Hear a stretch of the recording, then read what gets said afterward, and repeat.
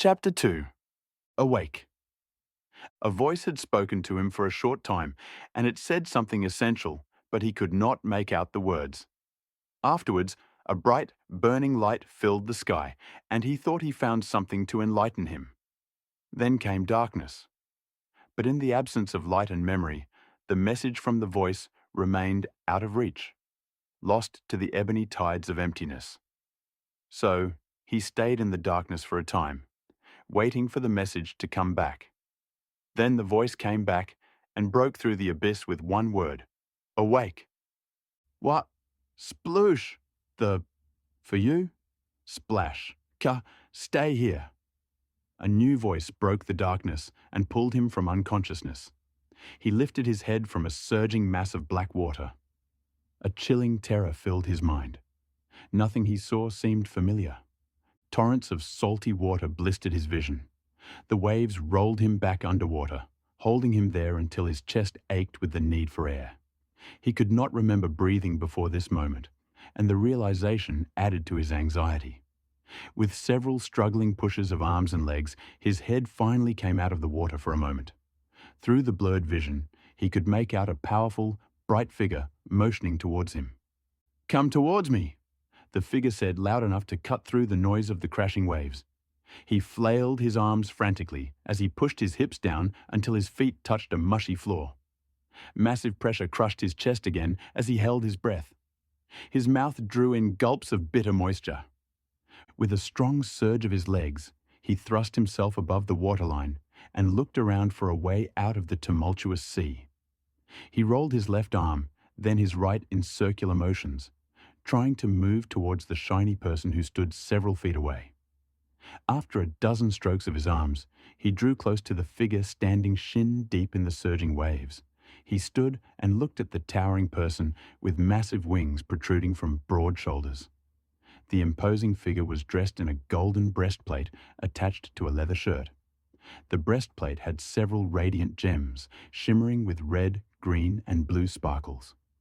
A bronze helmet wreathed a resplendent head of auburn hair, which flowed down past his shoulders. The disoriented man realized he stood before an angelic warrior, even though he did not know how he knew that. He asked, "Who are you?" The winged man's eyes flared. "You need to get to the beach behind me." Before he could follow the angel's directions, a strong force pulled him backwards, then down under the waves. Once the water encompassed him, he felt what seemed to be several sharp hands tearing into his shoulders and arms, restraining him from rising to the surface.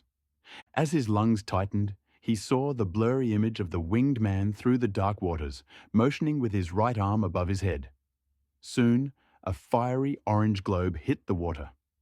The sharp hands let go, so he forced himself above the waterline. It took him forever to break the surface of the water.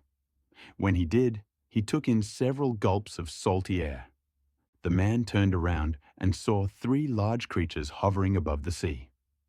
Pointed, leathery wings held the creatures aloft as their scarred, canine-like faces looked towards the winged man. He looked back to see his protector wave a flaming sword and point it in the direction of the creatures. The angel said, "Turn away from him, or I will send you to the pits." A gravelly voice from behind him spoke, "This man glows with the celestial aura. This means he has recently fallen from grace. We are here to claim him, in the name of Satan." The winged man swung his flaming sword in a few small circles, then thrust at the creature who spoke a few feet away from him. Another fiery globe shot from the sword and flew towards him. He ducked under the water as the sizzling ball flew overhead. His arms and legs ached from the effort to remain afloat. The projectile burst into thousands of small, hissing, orange drops as it collided with the garish creature. A piercing scream rang, then the beast disintegrated into a dark mist, which quickly dissolved. The protector leapt towards him and used his grey wings to form a canopy over his entire body. Bright light emanated from the winged man, which illuminated the entire area. The warrior spoke, "Come with me." The man stretched his left hand upwards where the winged warrior pulled him from the sea. With a surge of his wings, they flew high above the raging ocean. A few more powerful pulls from those mighty wings, and the pair were hovering over a narrow beach surrounded by tall cliffs. Without warning, his protector let go of his hand, causing him to fall with a crash onto the rocky land below. The remaining two demons have moved off for a time, but will come back. You need to get as far away from here as soon as possible, the warrior said. Conflicting emotions welled up in his laboring chest. I don't know what is happening. Why are these demons trying to claim me? There is no time for explanations. The sharp angles of the warrior's face were rigid and resolute as he answered. Dark silhouettes moved near the horizon as the last fingers of sunset lost their grasp of this side of the earth. Both demons still hovered close to the ocean's surface, their axe-shaped wings pumping up and down in unison. They had been facing each other, but turned toward the shore as if feeling his gaze. Even from the distance, he could see their bright, blood-red eyes looking at him and his guardian. The sky darkened completely once the source of light gave sway to the ebony skies, giving the two pair of glowing, red, demonic eyes a sharp, visceral hue. The demons moved in closer to where the warrior floated. Anxiety made it hard to turn away from the action, so he watched the angel lift his sword to the level of his eyes, pointing outward towards the demons. The weapon blazed with a whitish-orange flame, illuminating everything around him. One of the demons moved closer, giving the terrified man a clear view of its grotesque features. Its face had the appearance of a jackal, with sharp, pointed ears protruding upwards from a head marred with scars. Its close-set eyes were long slices of crimson red. They were above a dagger-like appendage, which at one time must have been a nose, but severe scarring had rendered it unrecognizable. Fang-like teeth protruded from a fleshy chin. This repugnant demon hovered over the sea as it called out to the warrior. We have received word from Lord Desicrus. The fallen one is ours. You know the ordinance. Once fallen, forever forsaken. The winged man responded, and you can have him, once I am released from my orders to protect him. The second demon, looking like the first one, spat back. Since when do you protect the fallen? When I am commanded to, the warrior brusquely answered. Then the first demon's face seemed to catch fire as his voice became a shriek. Why would you be commanded to protect him? Its voice was mocking and unsympathetic as it reiterated what his companion said. It looked at the man, chest heaving and drenched from the salty water. He is no longer angelic, therefore he has fallen. Then try to take him. The warrior crouched lower. His sword's hilt spun from the center of his palm around the back of his fist until it settled into his hand. In response to the aggressive stance of the warrior, the demons spread out from each other, making themselves two smaller targets for the warrior's fireballs. Sulfuric steam belched from their putrid mouths as they began a low, indecipherable chant. The terrified man could barely hear what they said, but it sounded like Bram Brea Shelda Divinea. Know this, hellspawn, neither of you will be leaving this beach. They didn't seem fazed by the threat. As their incantation continued, their slow, forward progress halted. Their eyes closed. They seemed to be in a reverent trance. The man could see a small object around each of their necks.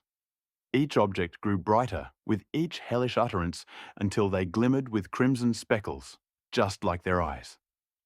With several thrusts of his sword, the protector shot a dozen fireballs towards each of the demons. Every one of the fiery projectiles exploded well short of the target, as if deflected by an invisible force. The warrior stopped the assault, as if he realized what was happening. With a mighty thrust, the warrior threw the sword at the closest demon. It pierced the throat of the evil spirit, who disintegrated in a puff of orange smoke. With a speedy backward flick of his wrist, the sword returned to the warrior's hand. It was covered with a thin, black translucent film, as if the weapon had been dipped in liquid smoke. Afterwards, the other demon awoke from its trance, with its garish, canine-like face stretched in a terrified gape. Hold your aggression, child of light. I surrender. Stretching decrepit arms upward in a submissive display, the demon lowered its head, as if to submit. Yet its wiry arms reached down to two scabbards and pulled out spiraled daggers made of a black, shiny metal. Submission was not its intention. You think me a fool, demon? I am an angel of the Lord. Your wiles cannot give you an advantage. Spinning into a forward roll, the angel's bluish hue appeared as a bright, conflicting wave over the foaming waters. The demon's bluff became its last action. In the time it took to blink, the mighty sword came slicing down through its head. Spewing from beneath the waves came a fourth demon. It flew just out of reach of the angel's sword and drew close to the man. With ravenous eyes, it scanned him, then turned to the angel. You can send us all back to pits. It will not matter. Our master has been alerted.